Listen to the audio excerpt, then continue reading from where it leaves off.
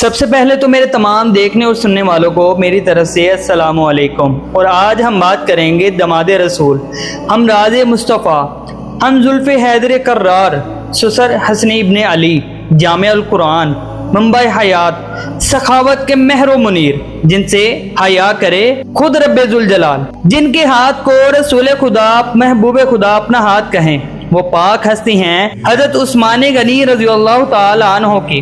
18 ذی الحجہ آج آپ کا یوم شہادت ہے۔ آپ ابتدا میں ہی حق کی آواز پر لبیک کہہ کر سابقون الاولون میں شامل ہوئے۔ آپ وہ ہیں جنہیں دنیا میں ہی جنت کی بشارت دی گئی، اور ایک بار نہیں کئی بار دی گئی۔ حضور اکرم صلی اللہ علیہ وآلہ وسلم سے آپ کی محبت کی انتہا یہ تھی کہ انہوں نے پہلے اپنی صاحبزادی حضرت سیدہ رقیہ رضی اللہ تعالی عنہ اور پھر دوسری صاحبزادی حضرت سیدہ ام کلثوم رضی اللہ تعالی عنہ کو آپ کی زوجیت میں دے دیا۔ اسی نسبت سے آپ کو ذوالنورین بھی کہا گیا۔ آپ ذوالہجرتین بھی ہیں، آپ سفیر رسول بھی ہیں۔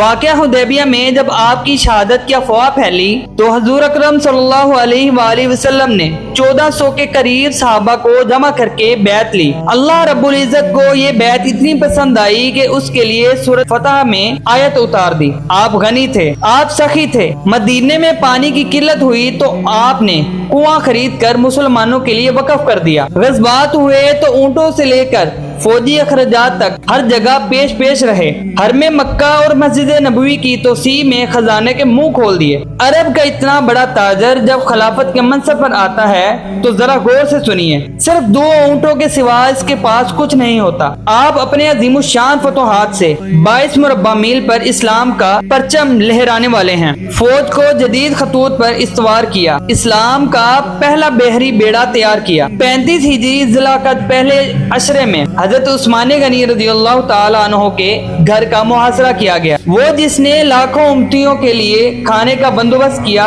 اس کا کھانا بند کر دیا گیا۔ جس نے مدینے کو پانی پلایا، اس کا پانی روک دیا گیا۔ صحابہ اکرام کی طرف سے بار بار باغیوں کے قتل کی اجازت طلب کرنے کے باوجود آپ نے انہیں سختی سے منع کیا اور فرمایا، رسول اللہ صلی اللہ علیہ وآلہ وسلم نے مجھ سے عہد لیا ہے کہ جسے میں پورا کروں گا۔ اس وقت میرا سب سے بڑا حمایتی وہ ہے جو میری حمایت میں تلوار نہ اٹھائے۔ 18 ذی الحجہ کو آپ پر حملہ کیا گیا، پیٹھ پر برچھی ماری گئی، زخم کھائے، پسلیاں توڑ دی گئیں، سر پر وار کر کے 2 ٹکڑے کر دیا گیا۔ ایسی حالت میں آپ رب ذوالجلال کے سامنے پیش ہو گئے۔